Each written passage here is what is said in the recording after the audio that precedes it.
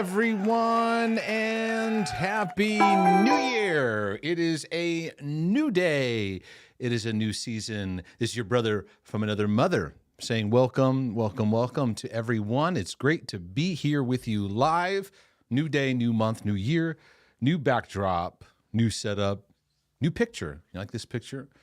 If you were in my, let's see, I think I did a live maybe a year ago. Yeah, last Christmas. And this picture was somewhere up over here. I'm at a different spot. The old location's over there. And moved things around just a little bit and wanted a fresh, new look that kind of fit some things I had in mind. I like the imagery in that bridge. See how, very metaphorical in what it brings about there. So anyways, it's great to be with you all. And I sent a poll out to those of you that are in the live chat of what are you feeling about the new year? You optimistic, you neutral, or you kind of barely made it into the new year? Either way, it's great to have you. I'm going to take some time today to broadcast, to get things started and get us as a tribe thinking on some questions that can help us navigate our mental, emotional, and relationship health in some healthy ways. So I hope that you're ready to do that. You may want to get a pen out. You may want to take an opportunity to write down and document some of the things that I'll be sharing here. If the broadcast is a blessing to your life and your journey, please go to markdejesus.com and actually I got my slides messed up here. Where are we? That's all right. We'll figure that out later. You can go to markdejesus.com where you can subscribe to our email newsletter. We'll get you updated on all kinds of good stuff and help to make sure that you know the latest materials, latest resources that are coming your way. I'm getting ready to launch a book on obsessive and compulsive struggles and battles. I hope to have that coming out. My goal right now is February or March, but I have to record the audiobook. So pray for your brother from another mother. Just checking my audio levels to make sure we're good in that department. I'm going to turn it up just a little bit, boost the signal, if that's all right with y'all. And everybody hearing okay? All right, fantastic.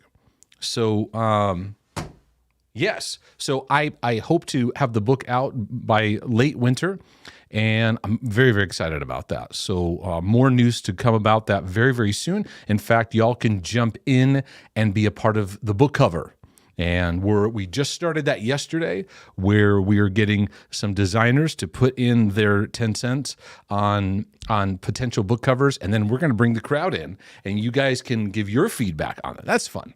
That's exciting. The hard work is the audiobook.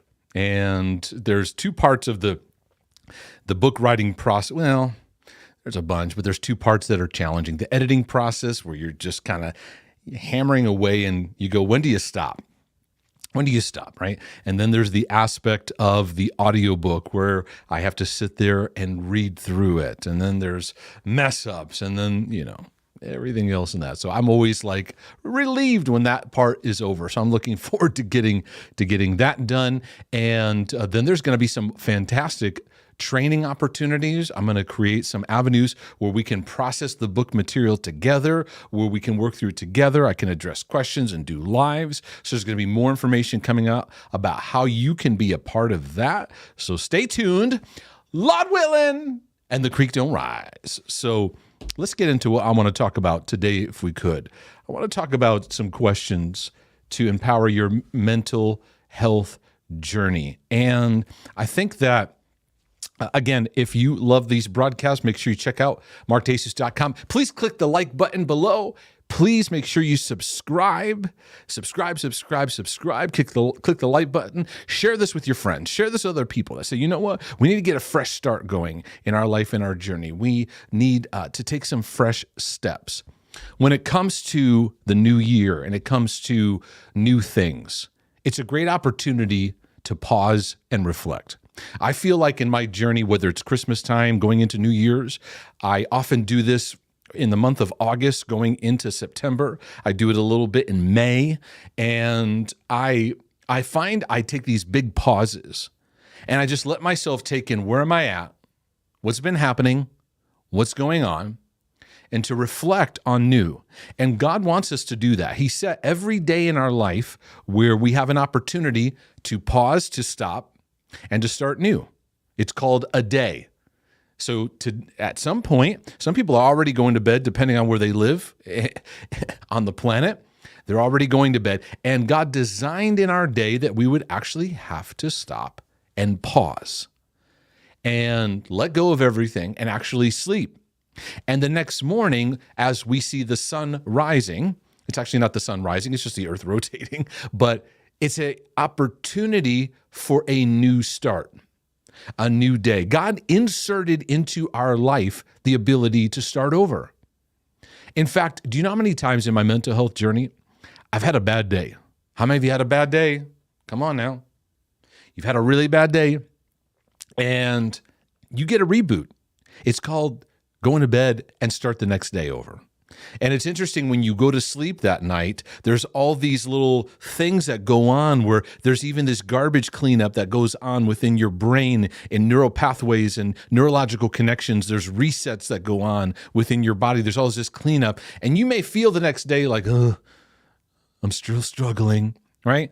But there's a reboot that's going on, a new start, a new chance for a new day. Then there's seasons where the seasons change, right? And some of you may have drastic season changes. You get the winter and snow. You get the sun and intense heat. Those seasons tell us this is a chance for change, for a reboot, for recalibration. And then there's these times I talk about, we have a weekly Sabbath, a day of the week that you just pause and just do things a bit differently. Then there's sabbaticals where you take extended breaks. Maybe it's a break from volunteering or a break from work. You take a vacation, or those are moments to pause at a longer length of time, right?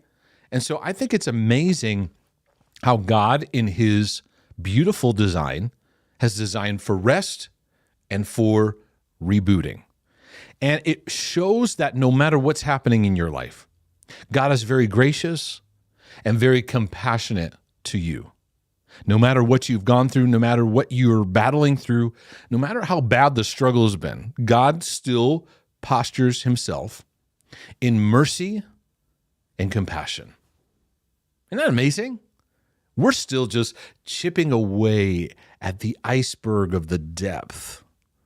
And maybe an iceberg is not the best analogy, right? But when I think of, like, sometimes we look at the iceberg, we see what's at the top. We don't see the depth of underneath the water. You think of iceberg, you think cold. Is God cold towards me? You know?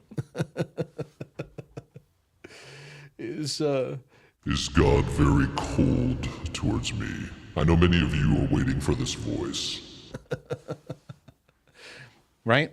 Or maybe you were waiting for this voice. God, do you really love me? I don't know that you love me.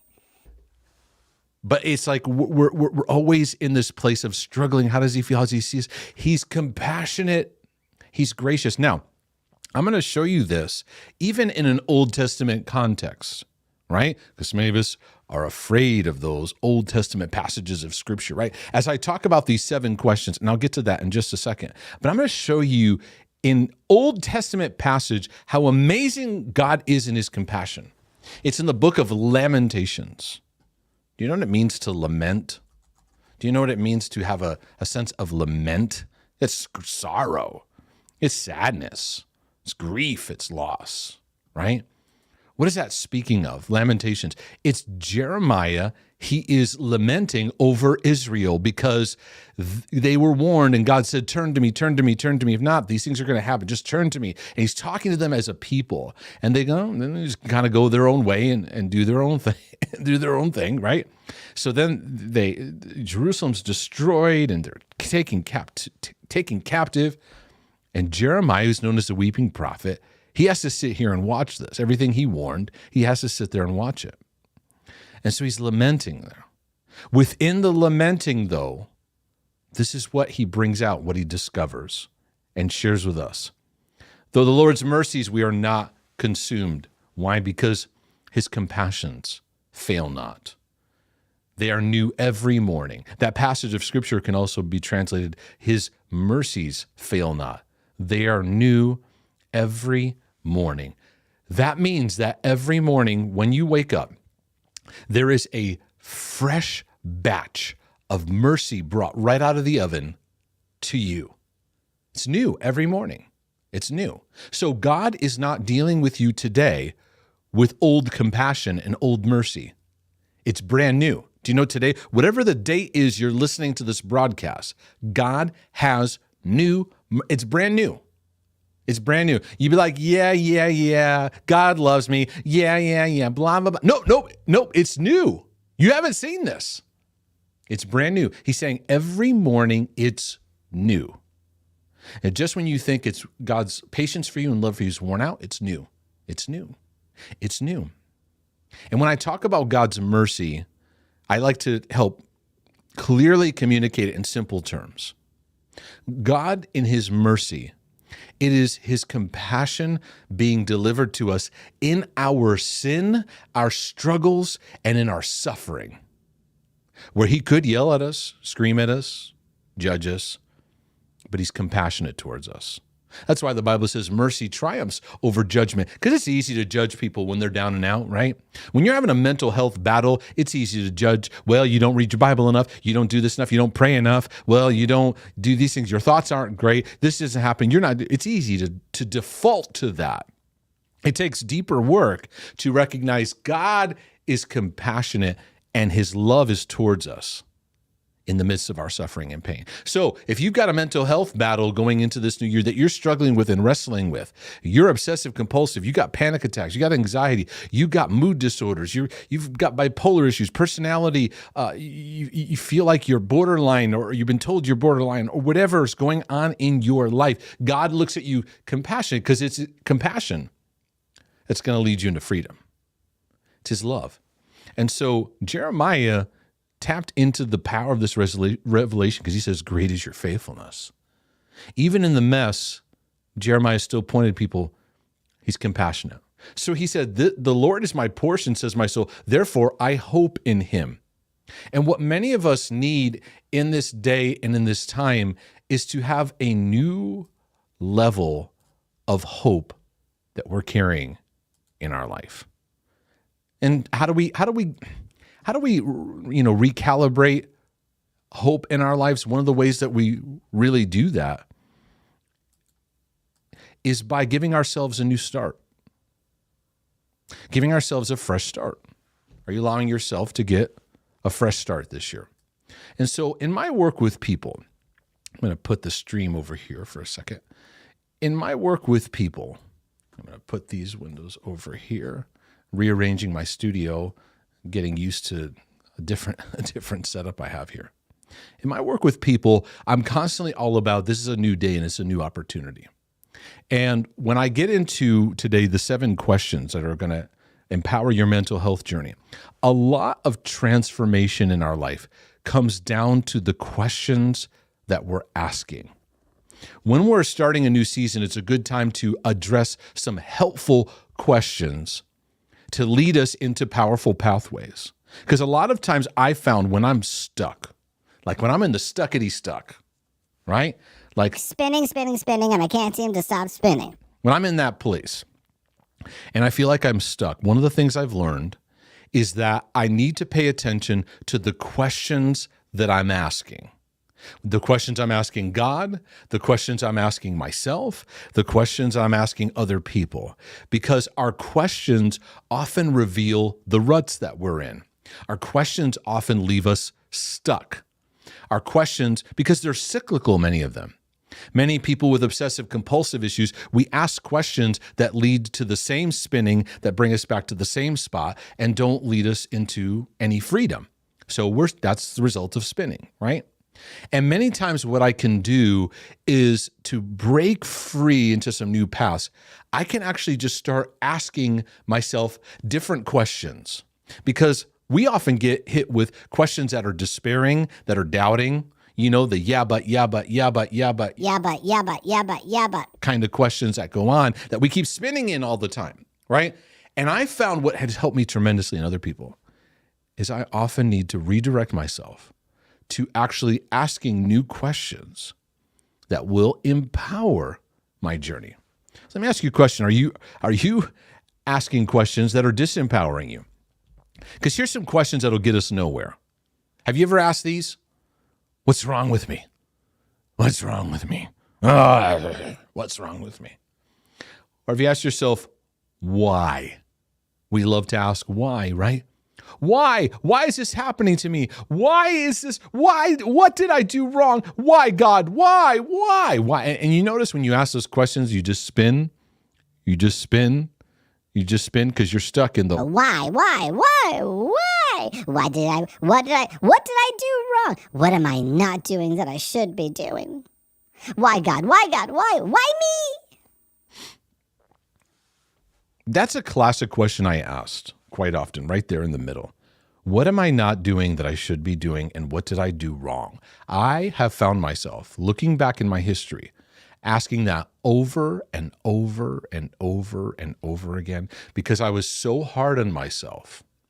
And I was like, God, nothing's changing. Nothing seemed to happen. I'm in pain. I'm struggling in my life. And I'd start to ask these questions. And I'd go back and forth between the two. What am I doing wrong? What should I be doing that I'm not doing? I would be shoulding all over myself. And what did I do wrong? You know what that is? It's shame. I'm shaming on myself. So then I'm getting mad at God. Where's the breakthrough? Where's the growth? Where's this? Where's that? And I learned in my process as I would go around the mountain many times. Because when you ever find when you're going around the mountain many times, sometimes you need to go around the mountain a bunch of times. A lot of people out there talk about, yeah, you don't want to keep going around the mountain. I raise my hand and go, wait a second. Sometimes we need to go around the mountain a few times to kind of get the hang of. We're practicing, right? So if you feel yourself going around the mountain, don't beat yourself up because we need to practice. You ever play a video game? And when you play the video game, you go through a certain level and then you get to a certain point and you just keep you keep the dying or whatever the game is, or you keep, losing a life or whatever it is. And you have to go through it a few rounds. And sometimes you got to ask for help. Hey, I got to this level, right? I can't seem to get past it. There's a whole community, whole world out there of gamers. And what do? They play video games online and other people watch. I'm fascinated by this. And people out there get paid to play video games and other people watch them play video games. It's amazing. I'm like, wow. It's a great way to make a living.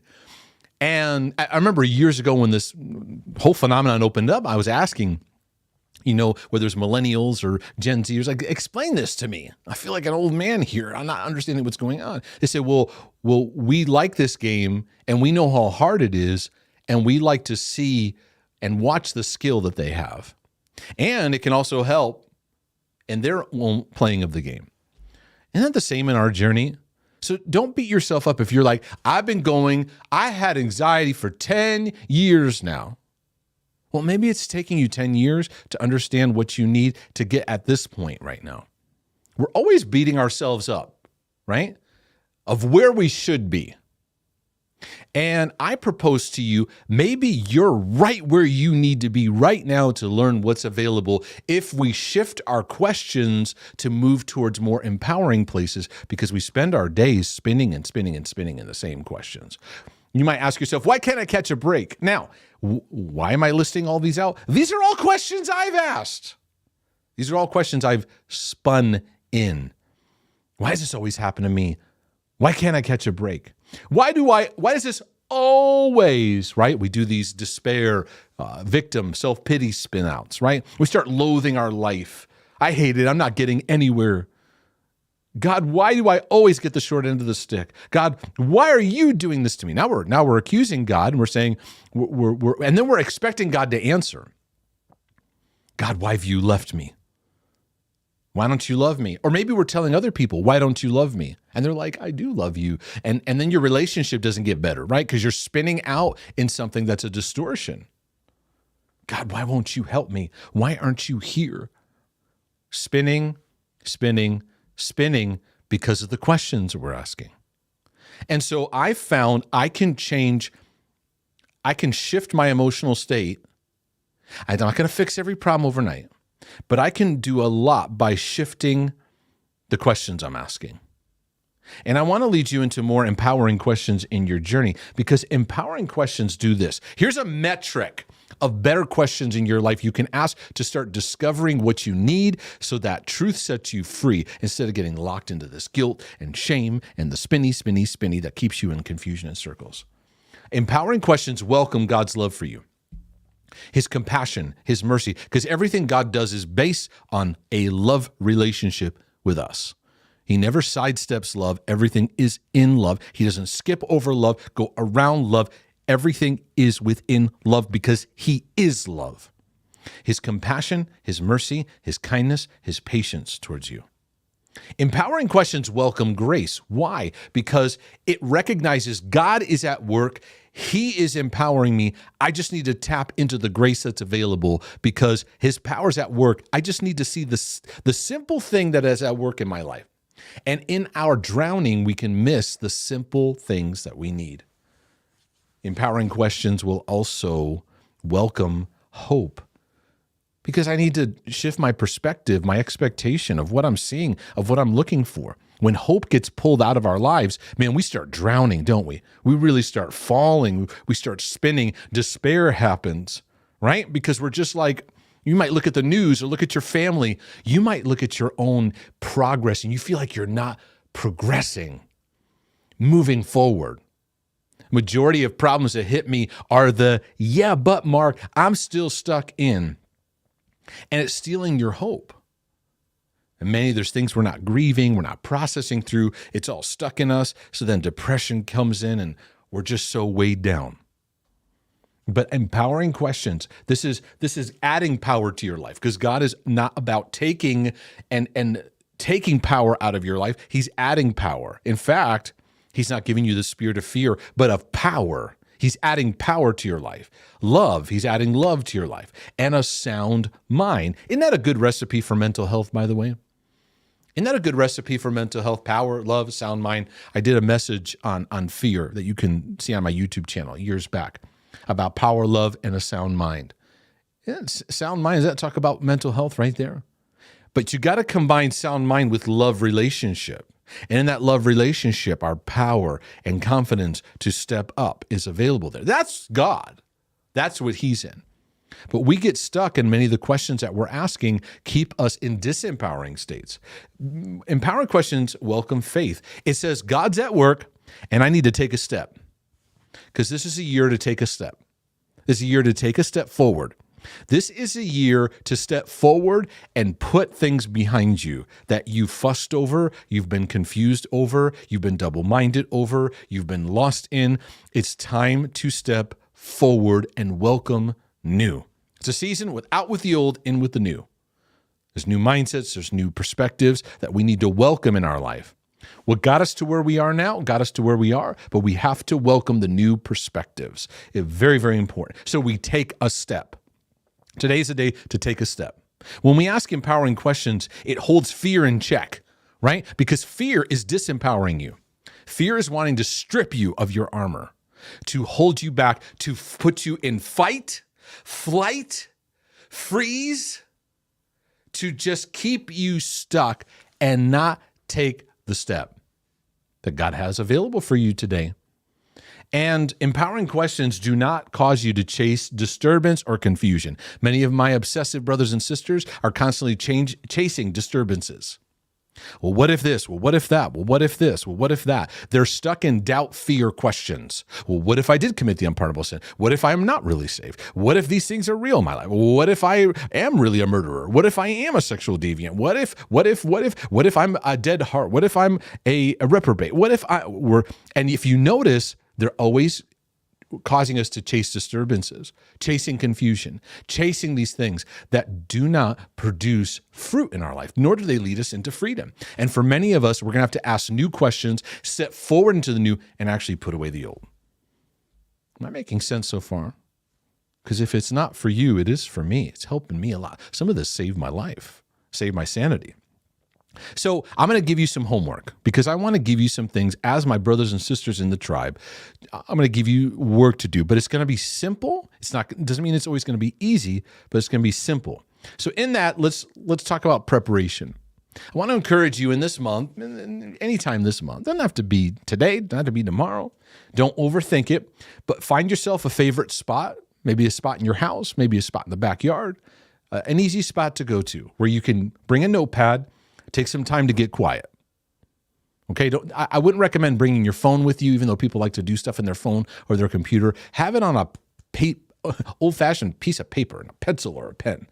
All right? Keep this simple. Don't overcomplicate things because then people are like, well, I need my favorite blanket, or I need to make sure the temperature's correct, or I need to make sure that the iced tea or the coffee that I have or all these drinks are just right, and then you're spinning. No. Keep it simple. Just get in a quiet place, where you can have a little bit of time to just breathe a little bit. And these are 7 questions I want to ask you to give a reboot. Now, when I say keep this simple, I am not having you ask questions. You go, God, I need you to answer this and speak to me.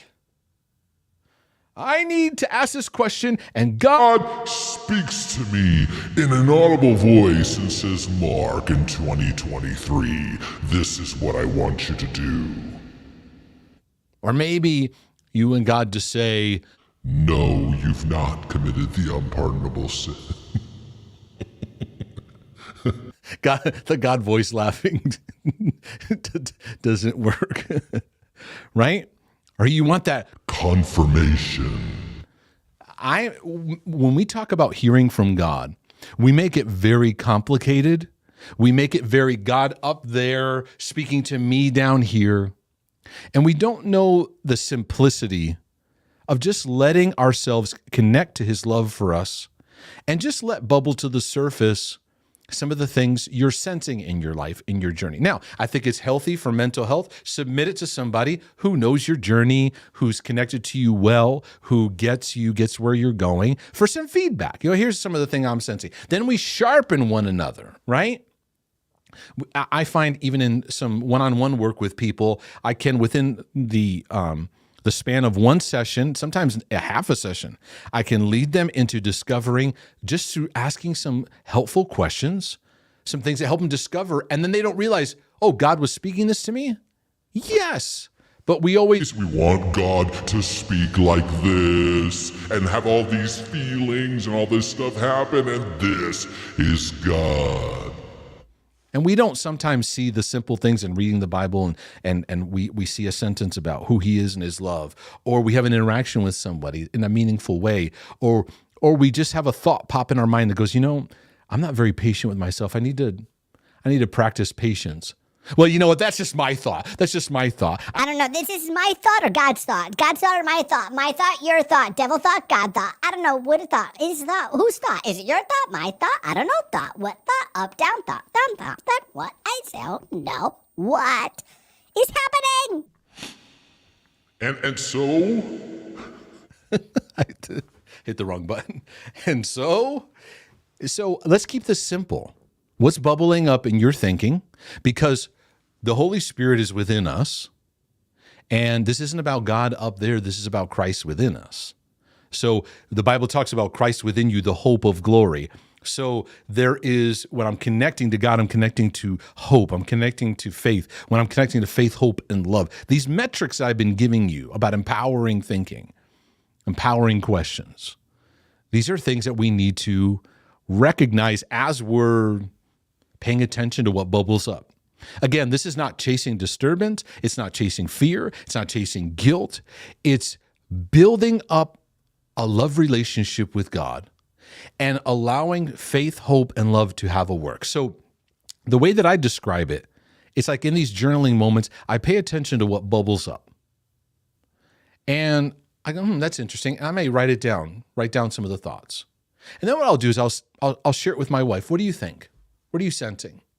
Right? I may share it with a friend. I may share it with someone who I appreciate their input into my life. Right? Because then there's a mutual sharpening that goes on. But a lot of people even in questions they send me, they're based on disempowering questions. They're chasing disturbance. And they're hoping to find an answer by chasing disturbance or confusion. And then they get maybe somebody to give them an answer and they feel good for 5 seconds. And then they're on to another disturbance. So if you find yourself constantly chasing questions that are just leading you back to more questions, but there isn't empowerment, let's just shift. Let's shift the question. So get your space, get your spot, get your place. Don't do this necessarily right now. Right now is more of like a teaching instruction moment that I'm giving to you, right? But these are the questions I want you, and they're going to be so simple. You're going to go, really? Here they are. This is where everything starts. Question number 1. What am I thankful for? I do this in my personal life. I do this in my marriage. I teach my kids to do it. We as a family operate in this constantly. If you want to connect to God, the best place to start is Thanksgiving. The Bible tells us in Psalm 104, enter his gates. So the gates break open with thanksgiving and into his courts with praise. So thanksgiving connects us to gratitude of who God is and all that he has done. Praise moves us into actually declaring who God is, and it starts with thanksgiving. It starts with gratitude. And I have found when you're in a really tough spot in your life, it's hard to connect to gratitude, isn't it? And so, but it always starts here. And I found myself going, all right, I'm grateful. And I'd feel silly at first. This will show how hard I was on myself. Well, I'm grateful for this chair I'm sitting in. Right? Because we have this like self-hate and this moodiness and irritability, and we're beating ourselves up, and where's God? And we're full of shame and all this spinning that we're going into. And I guess I can say I'm thankful for a few things. But then as I began to practice that more and more, my wife and I in our marriage, during the hardest of times, sometimes we would pause. Like when we were like financially struggling so bad, you don't even know. And we would sit and we'd go, we have food in front of us. Thank you. And then the yeah, but would come in and it would want to say, yeah, but you don't know if you're going to eat tomorrow. Yeah, but what about next week? You may not be able to get groceries. That's not what it's about. It's about being present. You want to talk about mental health, being present in the moment. Jesus said, don't take any thought for tomorrow. Get right here, right now. And I'm going to enter into this realm of recalibrating my mental state by cultivating gratitude. I never want to leave gratitude. I want it in my life. I want to treasure it. I want to keep it. I don't want to overlook it. I want to hold on to it as a treasured precept in my life and practice and experience. Now, as I lead you through the 7 questions, if you ever get stuck at any of them, go back to the previous question. So the next question I'm going to ask you, if you go, well, I don't know how to answer that question. That's one of my doubt voices. I don't know how to answer that question, right? Go back to number 1, right?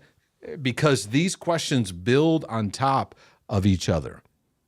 I find gratitude, when you cultivate gratitude in your life, it sets your compass and starts to show you where God is working, where things are happening, where growth is progressing, opportunities that are available, because you're just tapped into gratitude. It just unlocks things. When we get out of gratitude, it's easy for us to really spin and spiral and lose perspective.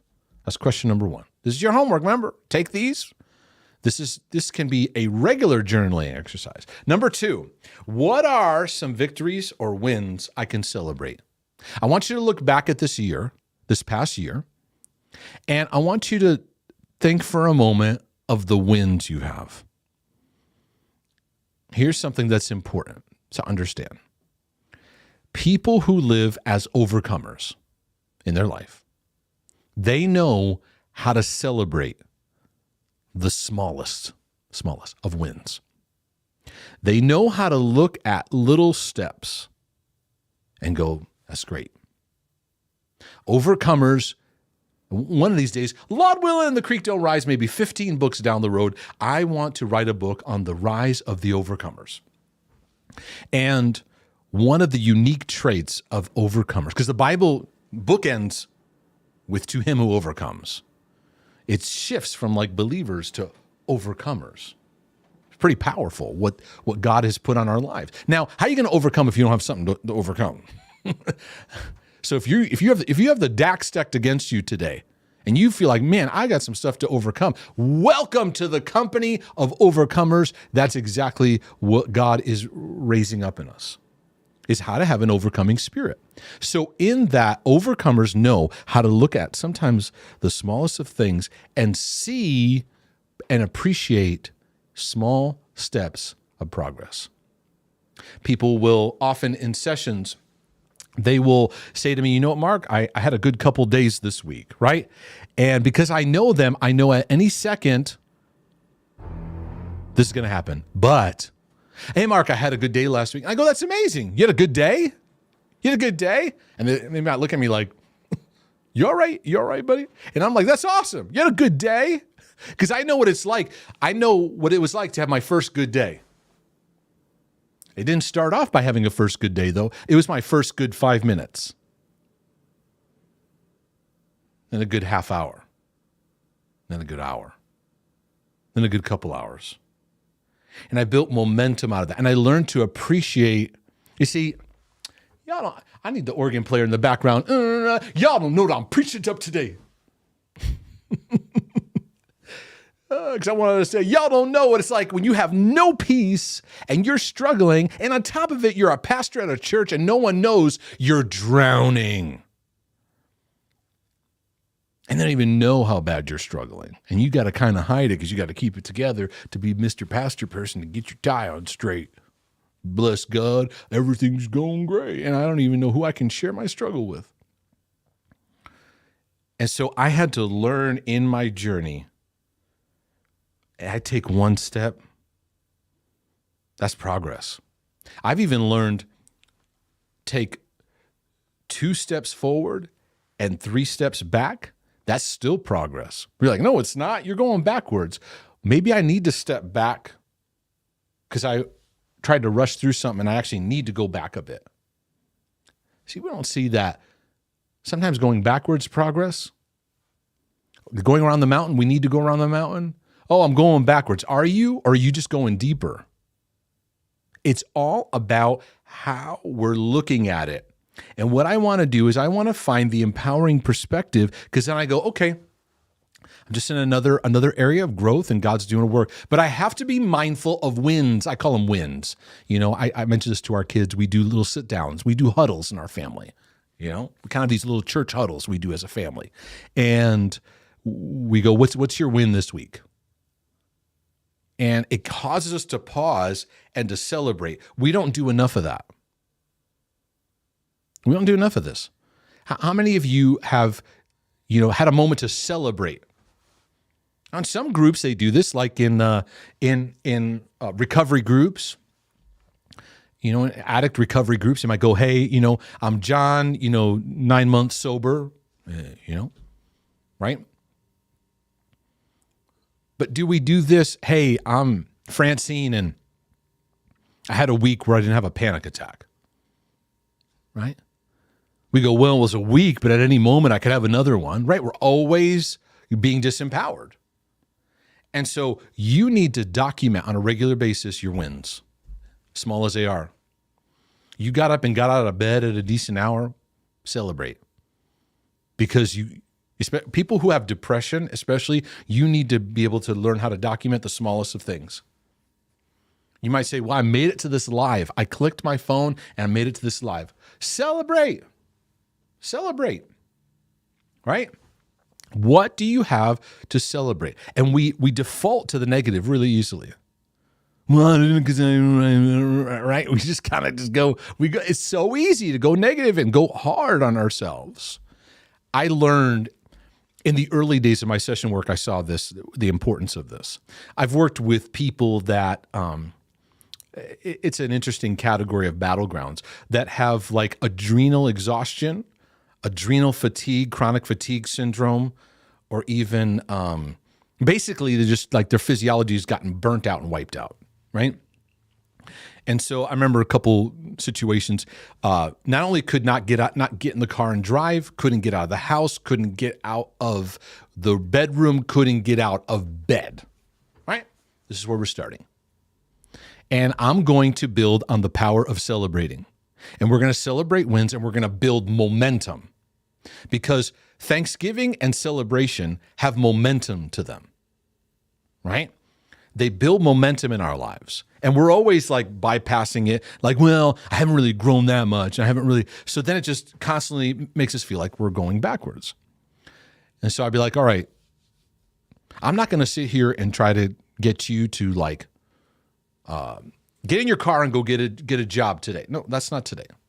That's not today. Today, what we're going to work on is a strategy for you to get out of bed. That's going to be the first goal. We're just going to get you out of bed. And then the next session we meet together and say, how's it going? Well, you know what? I got out of bed this week. And I'm like, that's amazing. And they're like, yeah, but I'm still, we're always focused on what's not happening. We don't appreciate what is happening.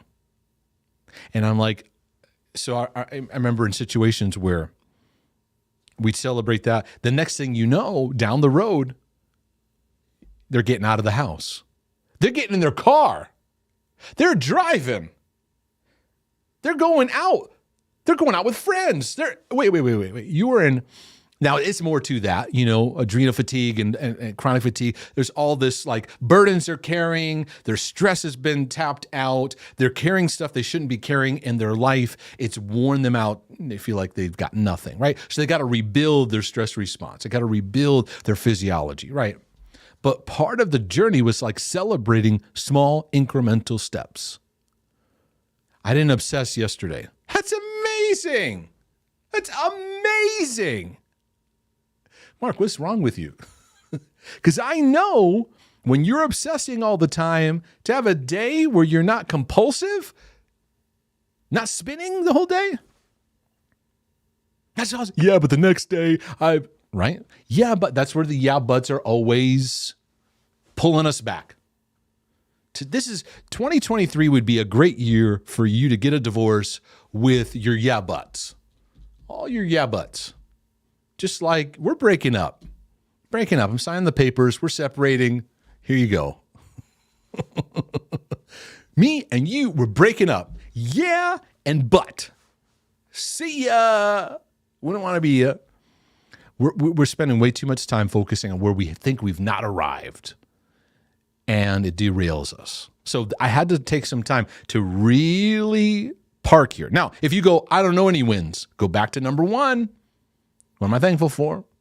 And that's going to help fuel number two. What's the victories or wins you can celebrate? Again, I got 7 questions. Number 3, this is a good time for reflection. What have I learned? Now, if you know Mark DeJesus teaching for any amount of time, one of the things that's very important that I emphasize is in the kingdom of God, it's not about failure, only learning. We live in a failure mentality because we have a fear and punishment-based relationship with God. So you think all your mistakes, sins are accusations against you. And really, these are opportunities for your learning. So it's not about failure.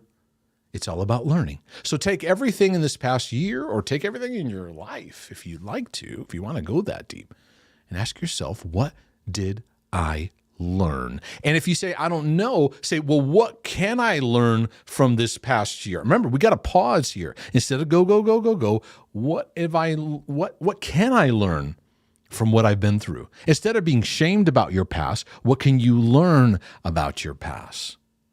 And so this gives me new opportunities. Here's some examples, some new awareness. What are some things you're aware about now that you weren't aware of before? You may say, I'm learning more about grace or the love of God or these things, right? Maybe some new perspectives, ways to look at things that you didn't apply in your life. Man, I didn't see it that way. And I went on YouTube and this Jesus dude with a DE in front of it, this Jesus dude started talking about this. Oh, that gave me a perspective maybe I hadn't considered before. or a new application? What new things did you apply this year that you tried or attempted? Now, number 4 is interesting. What things did you grieve? And maybe in this pause, a good part of this learning is, what do I need to grieve? Maybe some things in this year that were tough, rough. Some stuff that felt like it crippled you emotionally and spiritually. Or maybe you're realizing stuff that happened in childhood or some things that were just never grieved, and you feel some of that bubbling up. And you make a note of that. I got to give myself room to process pain, process neglect, process brokenness. Or new experiences. What new experiences did you have this year? Maybe it was a new job or a new opportunity that was in front of you. Apply all this to your learning. What's the learning? And if you feel like, I don't know, I'm kind of stuck, well, again, go back. Go back to number 2. What's some of your victories? Then let that fuel you to, what did I learn? And if you don't know, then take some time to go, how can I learn from what I've been through? Because life is all about learning. We're in a learning journey. Question number 4. Now we're going to look at yourself with a more empowered lens. If I look at myself and my journey with compassionate grace, what would I notice? I'm all about teaching people the foundation of God's love and grace. Because without it, we don't see things in context. We're always going to see things out of context. If I look at where you are and who you are and where you are right now, and I remove compassion and grace, guess what's going to be there? Judgment, punishment, criticism, shame. And you'll never change with those things being the dominant work over your life. But when compassion is God's love extended towards us, grace is how he delivers it. You can't earn it, so don't try to earn it. Don't try to be better to get that love. You got to get trained in receiving. And how do we receive? Go back to question number 1. What am I thankful for? Thanksgiving opens up the door to grace. Gracias. It welcomes all that God is. And then it kicks up all the stuff within you that resists. No, I'm not worthy to be loved. And no, I don't deserve this. I'm wrestling. Goofy inside, right? Because it's like, I don't know. Now we're welcoming. I'm going to say yes to this. Compassionate grace is the game changer because now you become a witness of love to your life instead of your worst critic, instead of just being a judgmental cynic over your journey. So I'll rephrase the question because sometimes I know it helps if I rephrase it. I'm going to reboot it just a bit. If I was connected to God's love for me right now, what would I be able to hear him saying to me? Well, I don't know, Mark, because I don't know. Well, what if you were connected to that love? Play hypothetical with me. Remember, we're letting go of the yeah buts this year, right? And I talk about TULA, which is total, unconditional, loving acceptance, right? If I want to connect to God's love for me, first of all, his loving acceptance for me. Right now, he receives me in. I don't earn his love. I don't do better to get his love. He loves me right here and right now. He's patient. Love is patient. Love is kind. Patience says it'll take as long as it takes. Kindness tunes me into the manner in which God deals with me. It's his kindness and his goodness that leads to transformation in my life. And so what this compassionate grace does is it puts things in context. And many of you, you're evaluating your life out of context. Here's an example. You might be a parent who says, I wanted to get this business going, for example, right? And you're beating yourself up that the business hasn't get started. But you don't realize in context, you have two young children and one of them has special needs. And you have to take an extensive amount of time to help the special needs child, not to mention both children. And it's a lot. And you're beating yourself up over things in your business that haven't taken off. That's called out of context living. Compassionate grace, it's not about making you a victim. Compassionate grace takes it into perspective. You want to be a good parent. You want to be present for your kids, but you also have this dream. So guess what? You're going to need some patience. All throughout my life and my journey, I've had to allow compassionate grace to put my life in context. Because I remember 15 years ago, I wanted to be where many things are right now, but 15 years ago, I had to go through some learning and some journey, and I was constantly living out of context, wanting something to happen, but that wasn't the stage I was in. I had some learning, and I'm still learning. I'm still in that. But I had to see things in context. And many people, when they go to a counselor's office, they're upset at themselves over what they're struggling, and they're not seeing their life in context. They're not seeing what they've been through. And doggone it, if I had the upbringing you had and had the circumstance you faced, the traumas and dramas you've been through, I'd have the same battles you have. Love and grace puts things into context. What would you see? Because many of you'd encourage yourself. You know what? I see courage. Some of you might say, you know what? I've seen tenacity in my life. I've had so much stuff stacked against me, but you still showed up. You still go to work, or you still, right? You might look at yourself, if you let compassionate grace settle and you go, man, I need to be kinder to myself in 2023. I've been my own worst enemy, and you're not your enemy. Nowhere is God saying you're your own enemy. Stop seeing yourself as your own enemy. Let God's love make you an ally to yourself. And many of you could shift from becoming your worst critic to your greatest encourager. That's what compassionate grace does. So if you were compassionate and gracious to yourself, and you say, well, what does that feel like? Well, think of someone that you love dearly, someone else that you love. And if they were going through the same thing you're going through right now, what would you say to them? How would you talk to them? How would you interact with them? Would you judge them? Would you yell at them? Would you beat them up emotionally? No, you'd listen. You'd understand.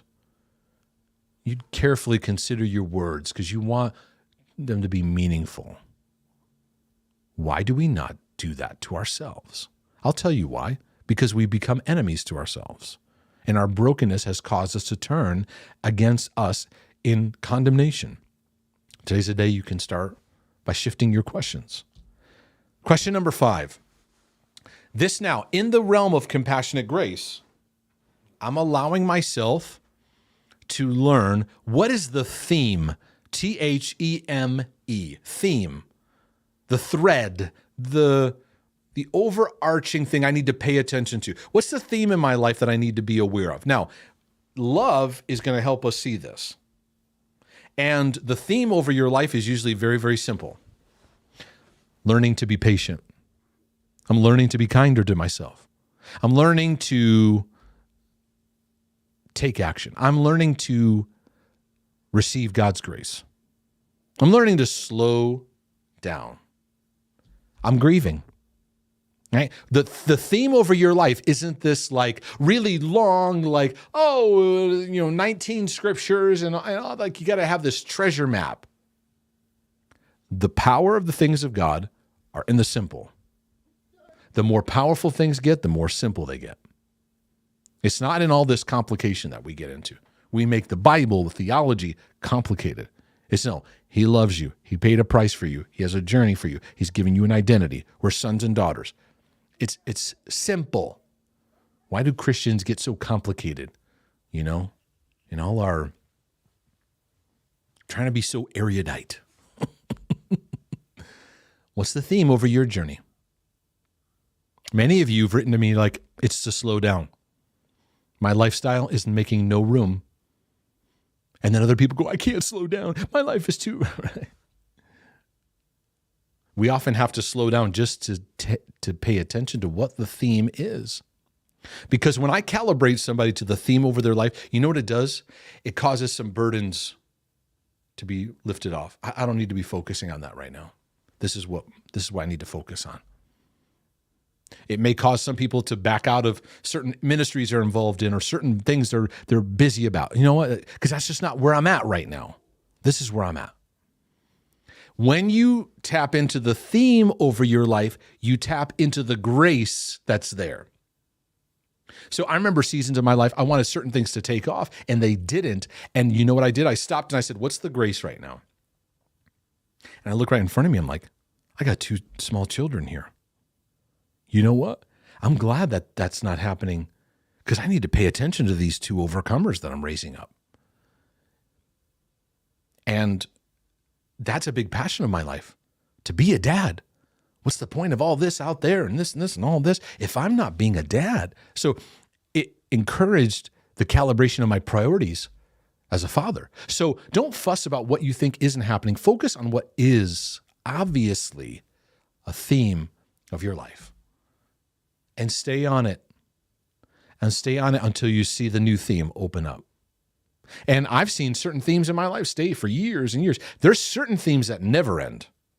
The love of the Father, never end. That's never ending, right? But then there's dimensions and depths for seasons like loving myself, patience. And then there's seasons where facing fears at new levels. Just take a step. Just take a step. Loving acceptance, learning to accept what is. And then making my decisions, realizing I can't change this person, can't change that. I accept, learning the practice of acceptance, very powerful with old people with OCD tendencies because we're always fussing and trying to change and fix and checking and all this. And we learn to accept makes us more gentle in our approach. I've given you many, many, many different examples there. Question number 6. What is one way I can learn to practice this theme? So what this does is it turns your focus from, oh, I don't know, I can't do, all these things I can't do. It focuses you on what you can do. And pay attention to the opportunity in front of you. Because if the theme is patience, how can you practice patience? Well, I got to slow down. And when I get mad driving in the car, I got to remind myself. Or when I get mad that things aren't happening the way they're happening, I got to learn to pause. And now you're tuning into the discipleship available because you're practicing this thing out now, right? Because revelation from God is not just, oh, I got it in my brain. It has to be practiced out. And for many of you OCDers, what is important is you have to learn how to step out when the feeling isn't there because the jewel is in the application, not in the getting it in your head and feeling it just right. It's in step out, put it behind, leave the doubt, leave the fear, leave the guilt, step forward and keep walking one step in front of the other, embracing the new, stepping out into the new. Practice. How do we experience mental health freedom? Practice. Everything in life needs practice. We, in modern society, we've gotten into this rut. We're all very heady. We're all very heady. And so we're trying to get our headiness just right. And what we need to do is just go practice it, just go live it. I want to make sure that I love my spouse just right. I got to make sure just go love them. I want to make sure that I'm a child of God. Just go live that. Be a child of God. Step out in it today, right? So this is where I believe many of you, you're out with the old, in with the new. Step forward, put your hand to the plow, don't look back. Because the looking back is checking. It's just keeping you double-minded. The last question is number 7, and this is the one that I want to encourage dreaming. And it's a very simple question, but I actually found a vast majority of Christians actually struggle with this question. They struggle with it. It's a question of, what is it that I want? So I want to ask my brothers and sisters, as we enter into this new year, new season, what is it you want? Now, in our catechisms and theological teaching, we often don't know how to answer this. So we often say, well, I want whatever God wants. I'm going to push back a little bit because I think that that's actually a cop-out. It's a way that Christians have actually been lazy to not dream because really there's a lot of stuff within us that is, we have this negativity and we have this lack of self-worth and value and all this stuff that we're wrestling with. And when it comes to dreaming, we struggle with it. And I have found across the board when I sit down with one-on-ones, with couples, with people, I ask them about their dream, and I often get this as a response. I don't know. Or something that's like very nebulous. I just want to win the lotto, or I want to live on the beach. These kind of, they're just very like big and out there, but don't have a lot of, it's so far out, I don't have to like be invested in the process. You know, I want to win a lottery. So that's like, we have lottery kind of things we want, of something just land on us. But our journey requires our participation. And I ask many people, what is it that you want? Well, I want what God wants, right? And then all the OCDers, they find themselves, spinning. They're like, well, what I want is I want to help people. I don't know. Was that God? Was that me? I don't know what that thought was. Was it really God? Was it me? I don't know. Is this what you want? Is it what I want? Am I not fully surrendered yet? Did I give this to you? Is this God's will? Am I out of God's will? Wait, am I in God's will? Well, I tripped and fell. Did I fall out of God's will? I don't know. What happened? Right?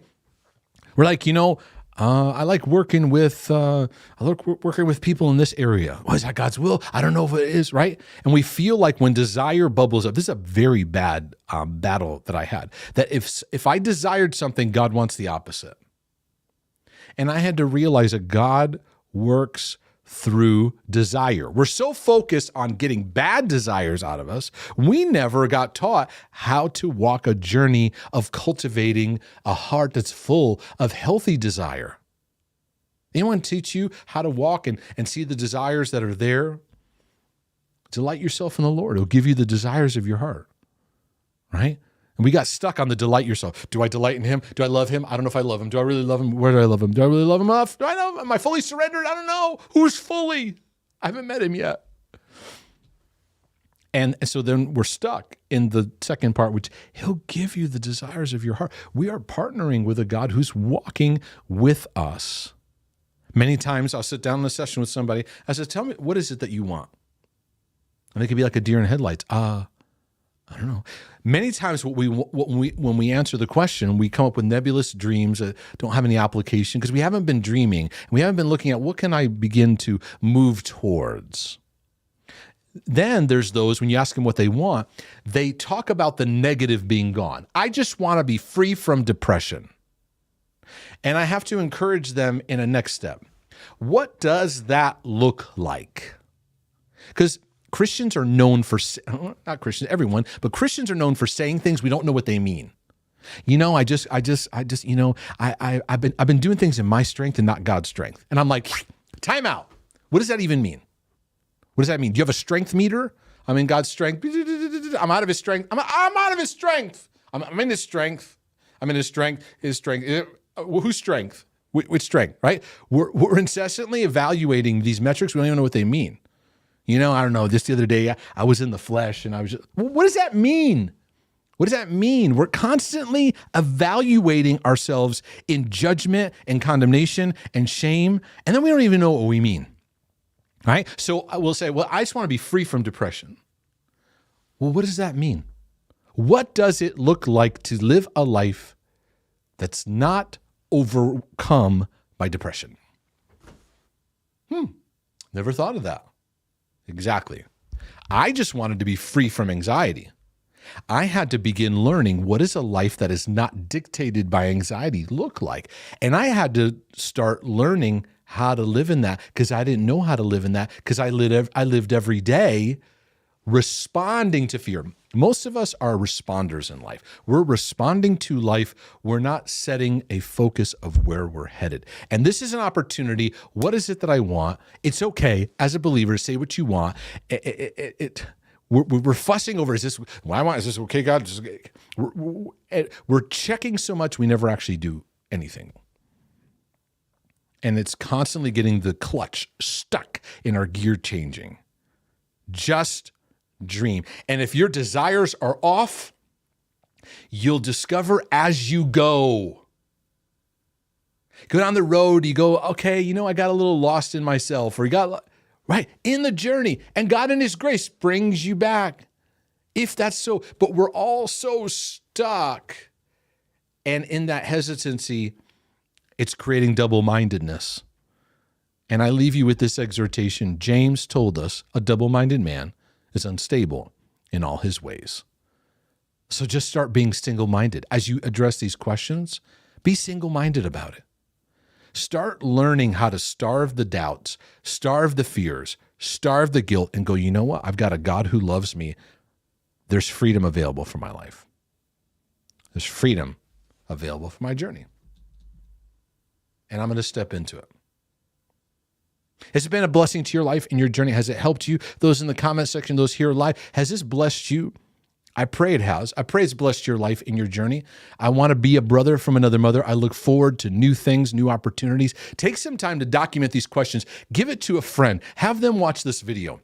And you sit down and collaborate with each other. Here's some things I'm sharing. Here's some things I'm sensing. And I want to be encouragement to your life and your journey. Again, if you like this video, would you slam the thumbs up button? Would you do that? Would you click subscribe? Would you share it with others? Go to markdejesus.com. The links are in the description where you can support these channels. You can use the little money sign if you want to give me some coffee.